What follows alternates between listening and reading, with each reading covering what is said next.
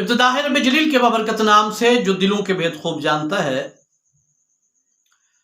सामाईन नाज़रीन को मोहम्मद आमिर हजूर का सलाम कबूल हो। एक बुजुर्ग का इंतहाई बेहतरीन और शानदार वाक़या आपको सुनाने लगा हूं।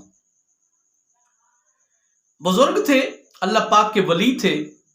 मेहमान उनके यहाँ आए हुए थे, गपशप चल रही थी। अचानक इशा की अजान हुई तो ये बुजुर्ग अपने मेहमानों से कहते हैं कि आओ हम बाजमात नमाज पढ़ने के लिए मस्जिद की तरफ चलते हैं। अंधेरा था और ये लाइटें वगैरह तो होती नहीं थी, बहुत पुराना वाकया है।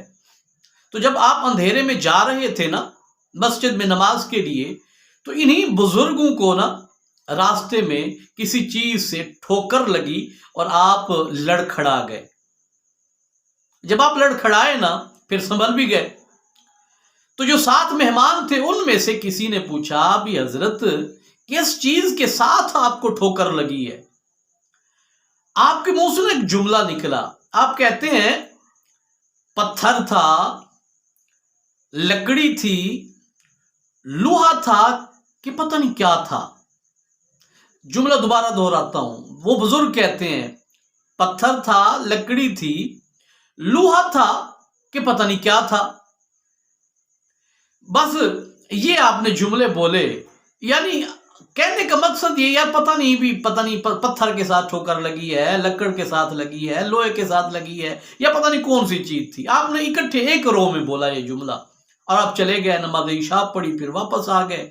सुबह फिर सारे मेहमानों को साथ लेके गए, नमाज फजर पढ़ी। फजर पढ़ने के बाद जब थोड़ी रोशनी हो गई तो वापस आ रहे थे तो याद आ गया भी रात यहां ना ठोकर लगी थी।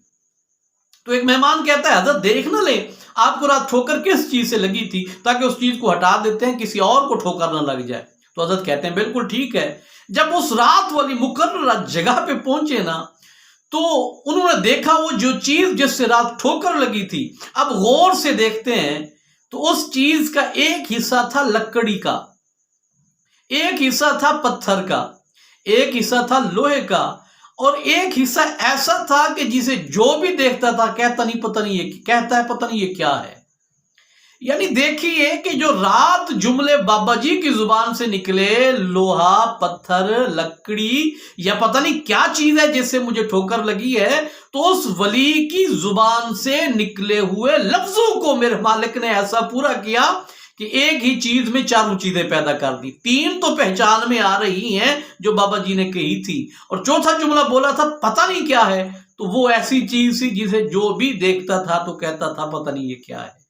तो प्यारे दोस्तों, ये वाकया बड़ा दिलचस्प। सुनाने का मकसद फकत ये है कि जब इंसान मेहनत करे ना आमाल सालेहा की और कसरत करे, तो फिर एक ऐसा मकाम आता है कि अल्लाह पाक उस बंदे को अपना महबूब बना लेते हैं। तो जब बंदा आमाल की कसरत की वजह से अल्लाह पाक के महबूब बंदों की लिस्ट में शामिल हो जाता है, तो फिर अल्लाह पाक उस बंदे को यही मकाम और मर्तबा अता फरमाते हैं कि वो जो जुबान से बोलता है अल्लाह पाक फौरन उसे पूरा फरमा देते हैं, चाहे अपना कुदरत का कानून ही रब ताला को क्यों ना तब्दील करना पड़े।